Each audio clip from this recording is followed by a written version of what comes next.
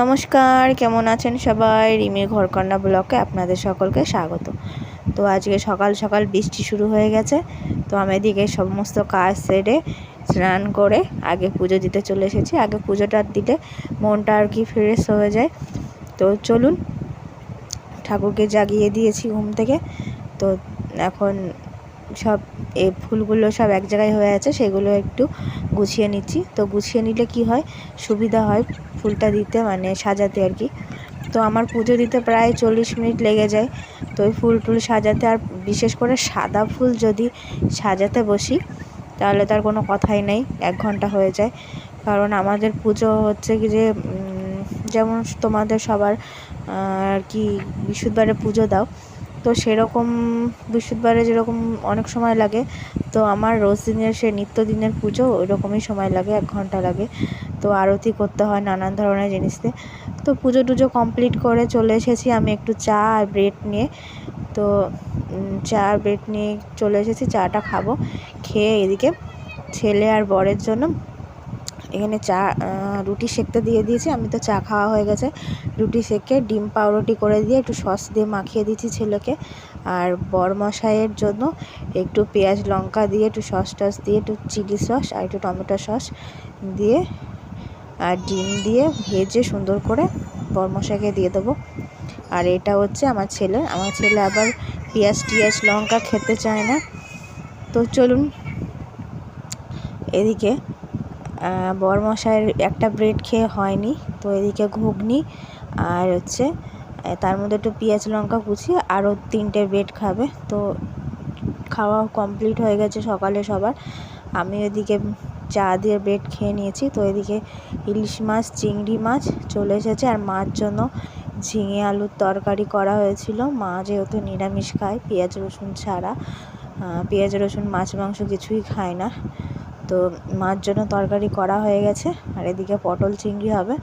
তো পটলের কালারটা দেখে বুঝতেই পারছো কীরকম হয়েছে পটলটা, আর আমাকে বলতে হবে না।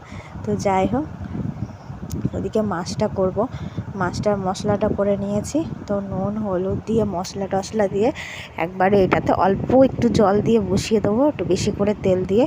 তো কি হয়, অল্প একটু জল দিলে মাছটা যতটা কম ফুটবে, ইলিশ মাছ তো একটু ফুটলেই সিদ্ধ হয়ে যায়, তো একটু ফুটলেই হচ্ছে সুন্দর স্বাদটা হয়।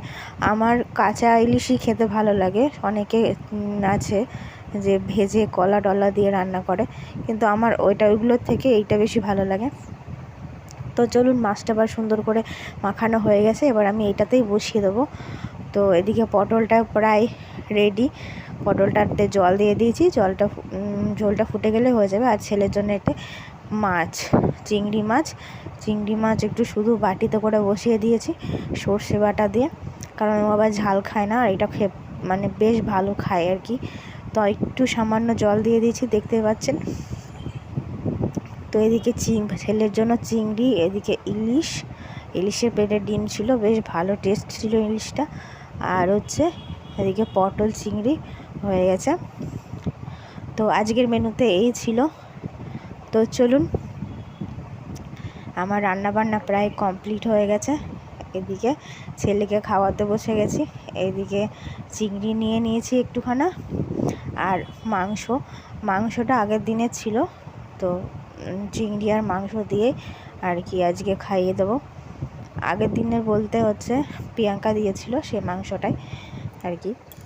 তো চলুন, ছেলেকে একটু খাইয়ে দিই, তারপরে নিজেও একটু খাবো। তো আমার তো ইলিশ হলে আর কিছু লাগে না। তো যাই হোক, এদিকে ছেলেকে খাইয়ে দিয়ে তারপরে নিজে খাবো। তো এই যে আমার ছেলে হাম করে খেয়ে নেবে। তো খুব সুন্দর হয়েছে, চিংড়ি পেয়েছে না, আর কি চাই, চিংড়ি মাছ খেয়ে খুব সুন্দর লেগেছে, তাই এরকম করে দেখাচ্ছে। আর আমি একটু এদিকে ইলিশ মাছ আর একটু লঙ্কা আর ভাত নিয়ে নিয়েছি গরম গরম, আর আমার কিছু লাগবে না। তো এই দিয়ে আমি এখন ভাত খাবো। এই লঙ্কাটা গরম ভাতে ডললে পরে এত সুন্দর টেস্ট লাগে, মানে কি বলবো, ইলিশ মানে অমৃত আর কি। তো চলুন, ভাতটা খেয়ে নিই তাহলে। তো আমার ব্লগটি ভালো লাগলে সবাই একটু লাইক কমেন্ট একটু শেয়ার করে দেবেন। তো সবাই ভালো থাকবেন, সুস্থ থাকবেন, দেখাবে পরে একটি ব্লগে। টাটা।